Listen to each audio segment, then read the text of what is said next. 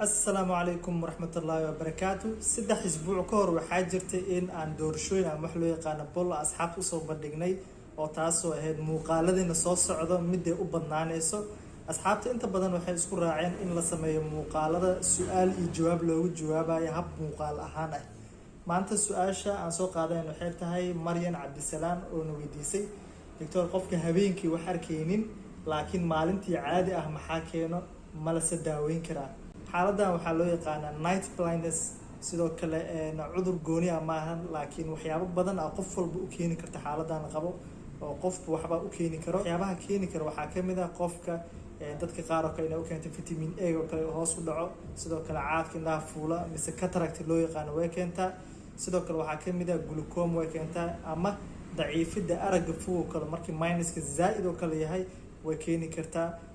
waxyaabaha kale oo qofku u keeni karto waxaa kamid ah cudurrada markaa shabakada dambe indhaha ku dhaco ee loo yaqaan retinitis pigmentosa congenital stationary night blindness oo ah markaa qofku inuu ku dhasho ama cudurrada markaa inta badan ee ku dhaco shabakada dambe ee indhaha marka see lagu ogaan karaa marka qofka midka hayso marka koowaadba qofka asigaa ku imaanayo ee clinic oo kale asigaa kuu sheegi doona in uu maalinta araggiisa fasiix yahay laakiin habeenkii culays ku qabo intaas kadib markaa waxaa jiri doono baaritaano marka qofka la marsiin doono oo inta badan kliniga ah tusaale ahaan in oo qofka araggiisa visual fieldiga ama balaaca araggiisa la fiiriyo kale oo inta badan lagu ogaanayo kala shabakada dambe cudurrada ku dhaco inta badan marka waxay u badnaan doonaa marka testi laga qaadayo qofka indhihiisa oo kale laguna baarayo marka cudurka ama xaaladda haysto qofkan oo u keenaysa xaaladan maxay marka daaweynteeda sida noqonaysa daaweynteeda waxay ku xirnaanaysaa marka qofka wixii markaa laga helo haddii la ogaado qofka inay u keenayso in un vitamin A-giisa un hoos u dhacsan tahay oo sida kale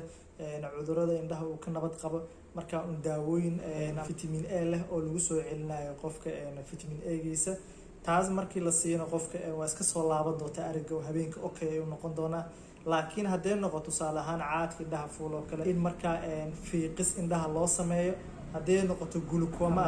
biyaha indhaha ku furmo kale loo yaqaano markaa daawooyinka haddii la siino markaa waxaa la dareemi doonaa in tartiib ay usoo fiicnaanayso oo araggiisa habeenkii uu fasiix u noqonayo haddii markaa uu qofka uu garaado weyn qaato minus ama daciifida aragga fog ee tahoo kalena haddii markaa muraayada ama contact lens markaa la siiyo araggiisa waxyaabo kaalmaati loo siino habeenkii si fasiix u arki doonaa laakiin waxaa jirta laba xaadood sida retinitis pigmentosa iyo midda uu qofka ku dhasho oo stationary night blindness ah oo qofka cudurrada markaa shabakada dambe uu qabo markaa nasiib xumo weli daawadeeda lama hayo markaa qofku waxaa lagu sameynaya waxay tahay in la talin la siiyo uun taasoo ah inuu habeenkii oo kale banaanka u bixin ama meelaha mugdiga oo kale iska ilaaliyo sidoo kale waxaa loo soo jeedinayaa qofka in nuqsaantaas in uu noloshiisa uu la noolaado intaas ayaa muuqaalkeena kusoo gabanaya haddii aa muuqaal ka faa'iidaysta like noo saar waxaan dirjaa caafimaad iyo indhafayow